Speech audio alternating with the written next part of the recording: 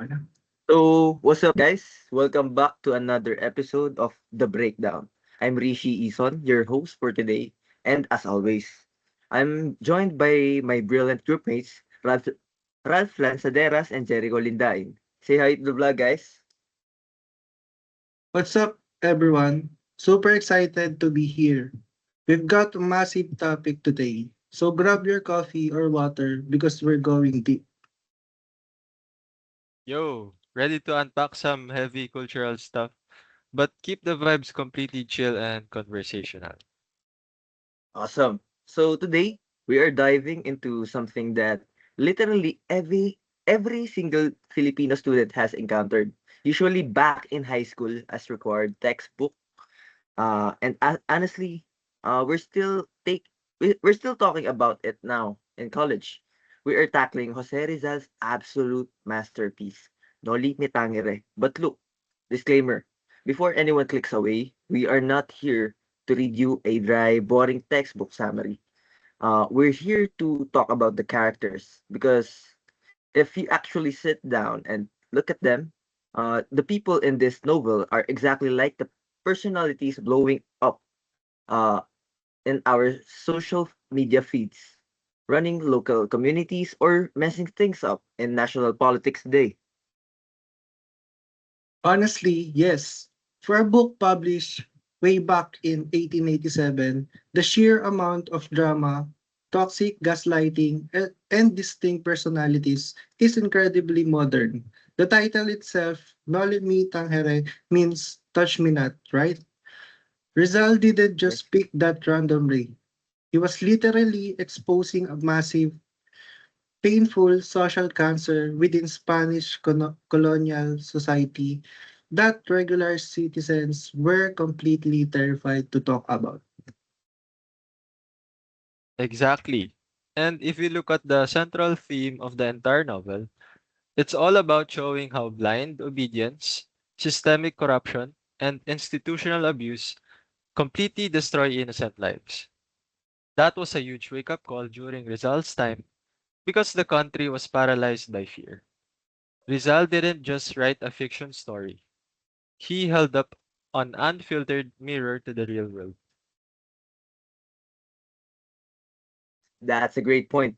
He wanted people to see that rot so they could start fixing it.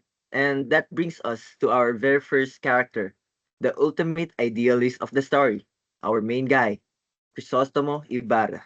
Ralph, give us the full breakdown. Who is he? And why does he matter?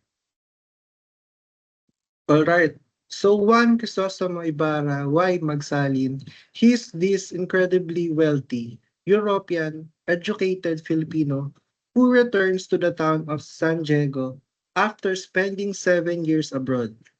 He's highly optimistic, deeply patriotic, and wants to build a modern school because he genuinely believes that education is the ultimate path to reforming the country. He gives off major, highly enthusiastic fresh college grad who thinks they can change the entire corporate world on day one vibes. I very much agree with that. The corporate fresh grad analogy is so real. He completely symbolizes the elite educated youth, the illustrados of Rizal's time, who thought they could just use logic, build infrastructure, and peacefully negotiate with the Spanish government to get basic human rights. But then, the friars and the colonial system just collectively said, no, sit down. You're getting too arrogant. Right. Because his optimism gets completely shattered by reality. I always think about that heavy scene where Ibarra finds out the truth about what happened to his father, Don Rafael. His dad was a good man, but he died alone in prison. And then his body was literally dug up and thrown into the lake just because he had a minor disagreement with the parish priest, Padre Damaso. That specific moment changes Ibarra forever. It proves how the system doesn't just ignore good people, but it actively punishes them.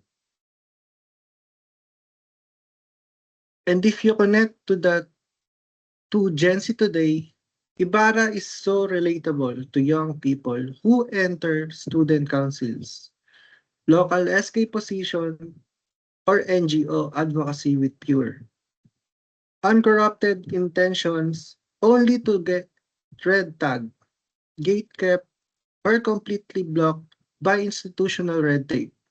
It's that exact crushing frustration of wanting to improve your country but being shut down by all powerful figures who profit off the status quo.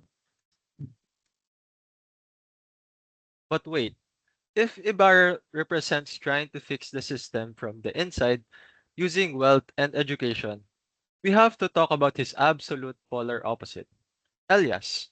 He is easily one of the most compelling characters in the entire book. Elias is a fugitive, a mysterious boatman. But honestly, he's the muscle and the street smart brains of the narrative. While Ibarra wants to change things through laws and classrooms, Elias has lived through the absolute mud and filth of Spanish abuses. He represents the oppressed working class, the Indios who realize that peaceful negotiation is a privilege that the poor can't afford. I absolutely love Elias because he's totally selfless. Like, remember that iconic scene during the crocodile hunt on the lake? He risked his life and Ibarra saves him. But later on, Elias returns the favor tenfold by literally taking a bullet and sacrificing his life so Ibarra can escape the authorities. Elias symbolizes the pure revolution- revolutionary spirit. He tells Ibarra straight up during their long boat rides that institutional reforms won't work because the wrath in society goes way too deep.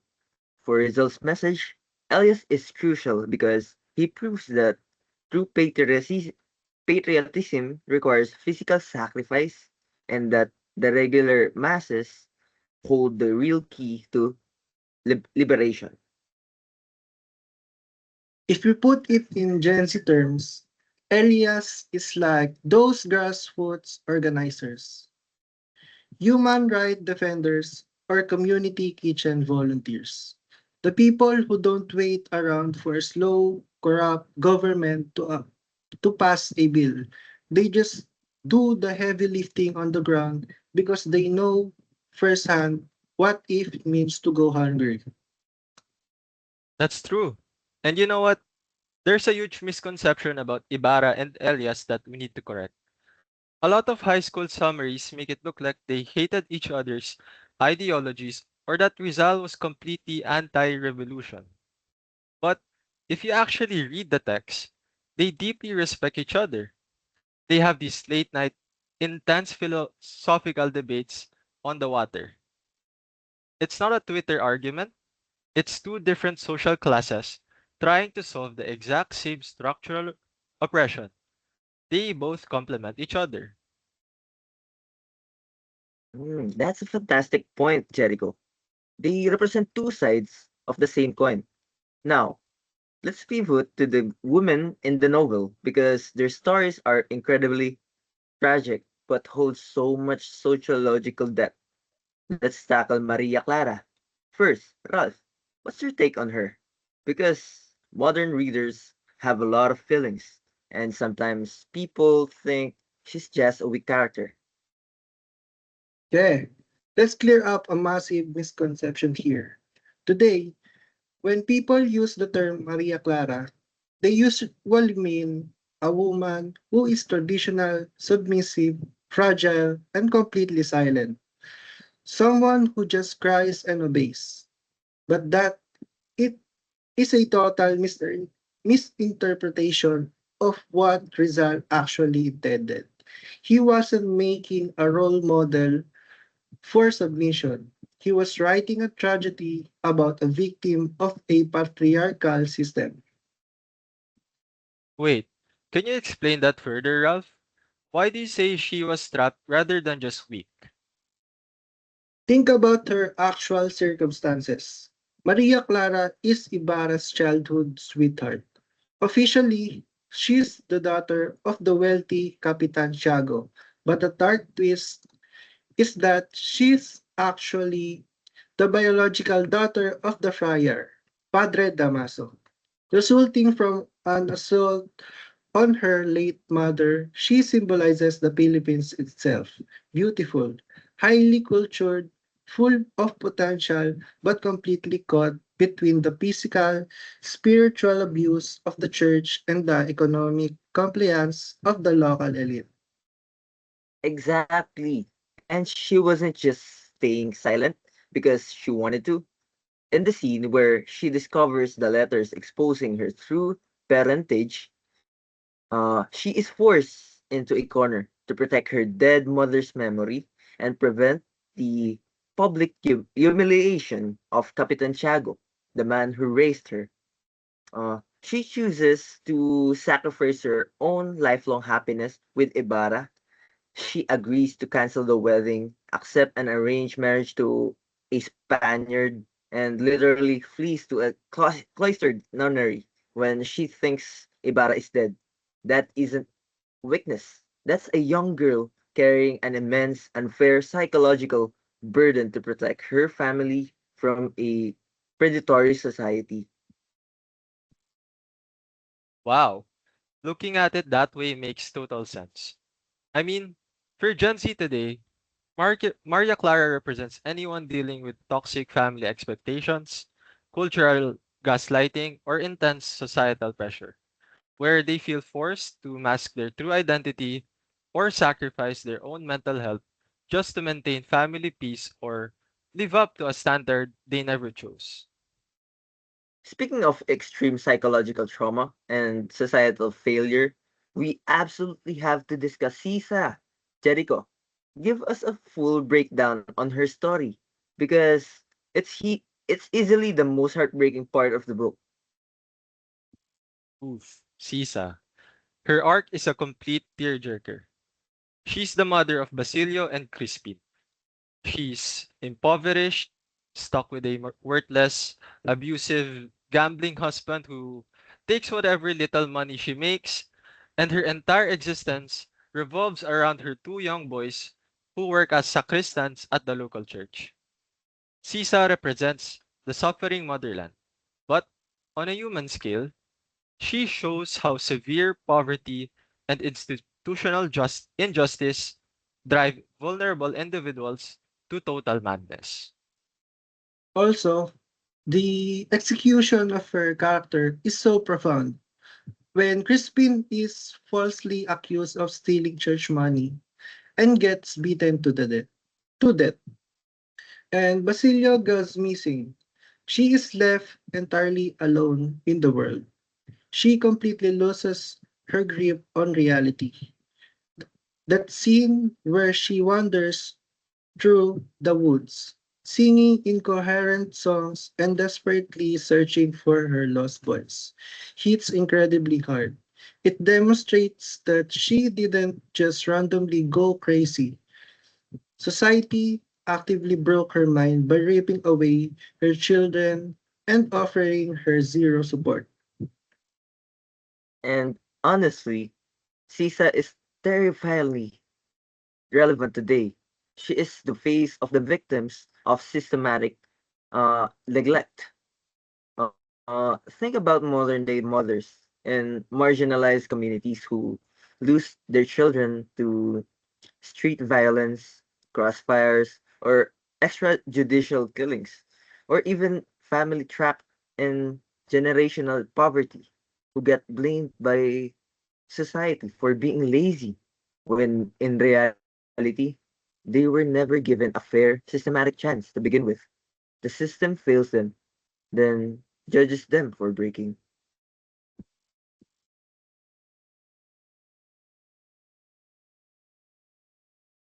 Which brings us directly to her kids, Basilio and Crispin. They are literally just children, young sacristans forced to work under abusive church authorities. Man, that scene in the Dark Bell Tower is burnt into my brain. Can you break down the what happened there again, Jericho? So basically, Crispin is the younger brother, right? And the sacristan mayor accuses him of stealing church funds. The church locks him up, and while a massive thunderstorm is raging outside, Crispin is brutally beaten by the authorities.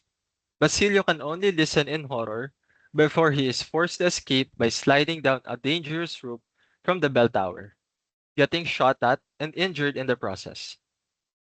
Crispin dies that night inside the church. It's easily one of the darkest, most unfiltered moments in Philippine literature. It really is. Crispin symbolizes the entire innocent, completely defenseless victims of institutional abuse.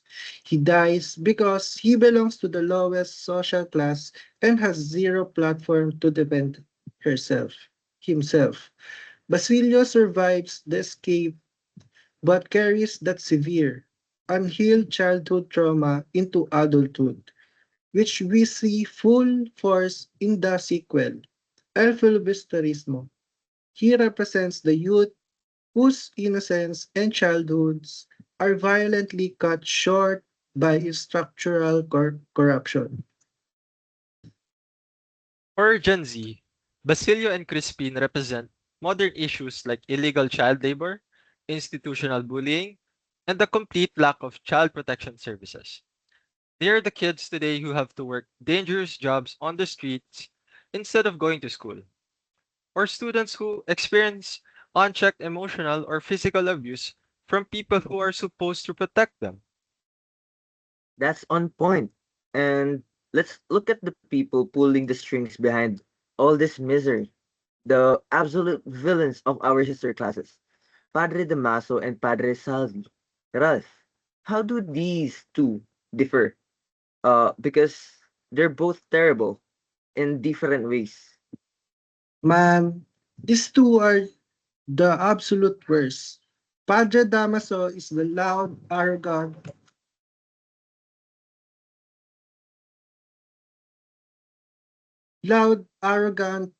power-tripping Franciscan friar. He acts like he owns the entire town of San Diego.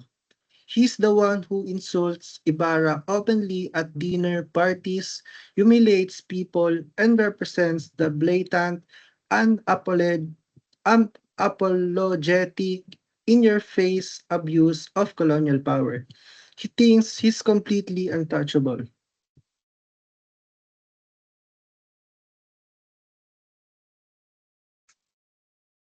Uh, then you have Padre Salvi, the current parish priest.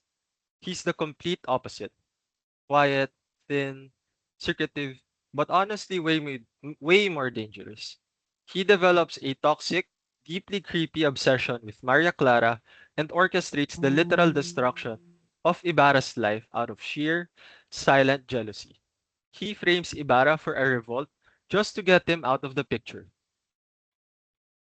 They perfectly symbolize the extreme hypocrisy of powerful institutions that use faith, religion, or laws as psychological weapons to control and manipulate the population. Oh, definitely. They are ultimate corrupt figures in power who throw a massive tantrum the second they face any form of accountability of criticism.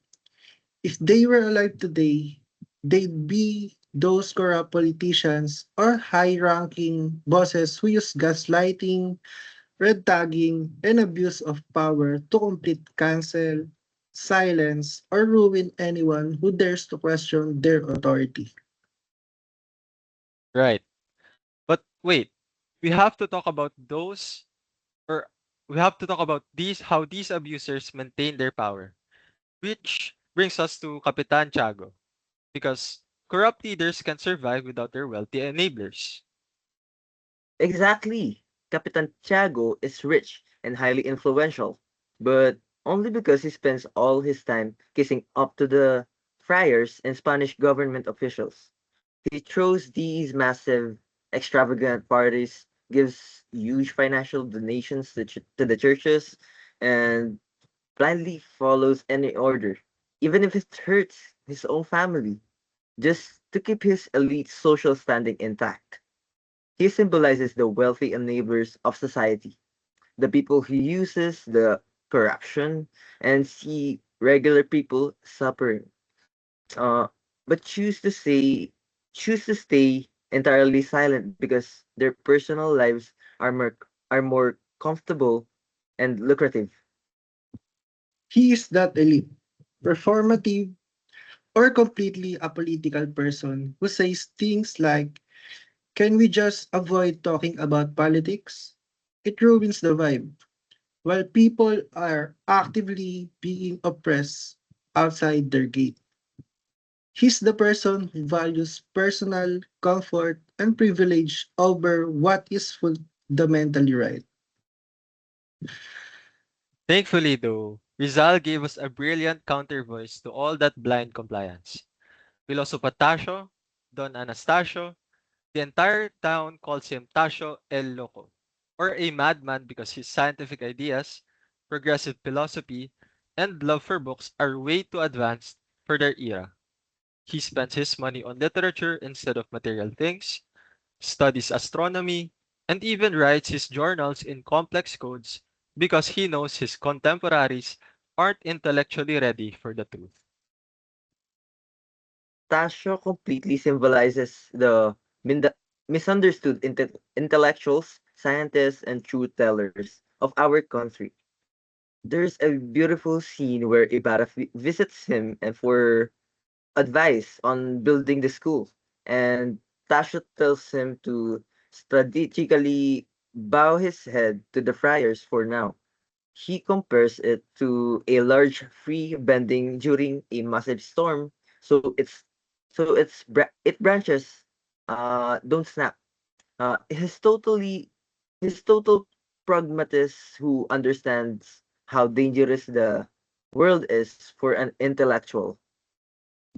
For Gen Z, Piloso Potasio is like those independent journalists, fact checkers, or climate scientists on the internet who get called cloud chasers or fake news just because they publish verifiable facts that go against what a misinformed majority blindly believes. He represents our modern digital flight against misinformation and historical distortion.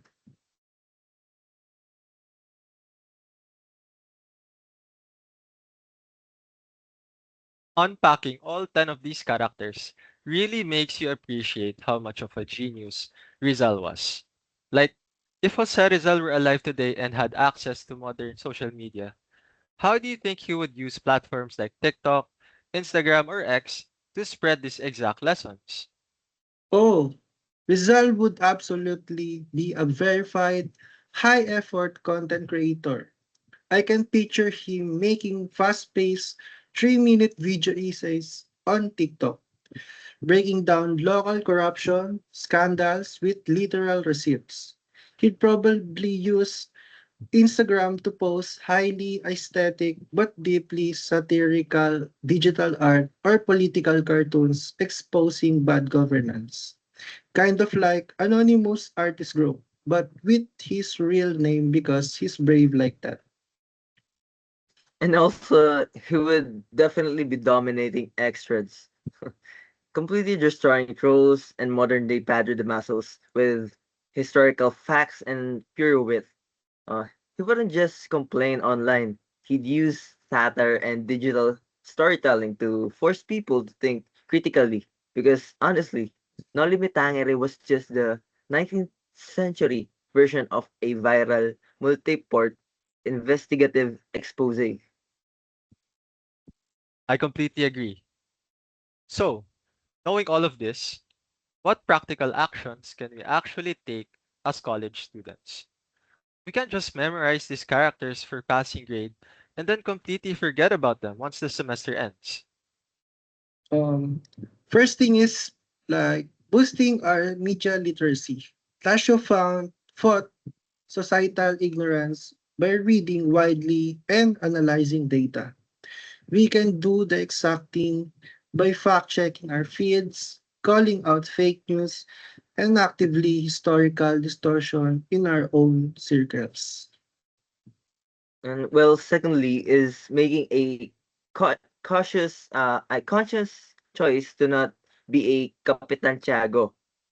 When we witness injustice, whether it's campus bullying, workplace exploitation, or community corruption, we wouldn't we shouldn't just stay quiet just because our own families are safe and secure. We need to use whatever privilege we have to amplify the voices of the Vasilios and Cisas of today who are being ignored by the system. And lastly, let's combine Ibarra's passion for education with Elias's real-world grassroots awareness. Keep your keep your big dreams and idealism alive, but don't be naive about how power works. Get out of your comfort zone and actually understand the struggles of regular citizens on the ground. Excellently said, guys. To wrap up our big discussion today, Noli Me Tangere isn't just some ancient textbook requirement. Through Ibarra, Elias, Maria Clara, and the rest of the cast, Rizal proved that a society's greatest threat is its own apathy, fear, and willingness to tolerate corruption. These characters still matter today because the exact same archetypes are running our world right now. The corrupt systems might have changed their official names over the last century, but the human struggle against oppression remains identical. And it is entirely up to our generation to step up and ensure that modern tragedies of Crispin and Caesar finally come to an end. So, thank you so much to everyone who tuned in to this episode of The Breakdown. We hope this gives you a fresh, relatable perspective of your next result class discussion or exam. Don't forget to like, subscribe, and share this video with your group chats. Once again, we are Rishi Ison. Frank Jericho M. Lin Soteras, Jericho Lin thank you guys. Stop ka na. Catch you guys in the next episode. Bye. Bye-bye.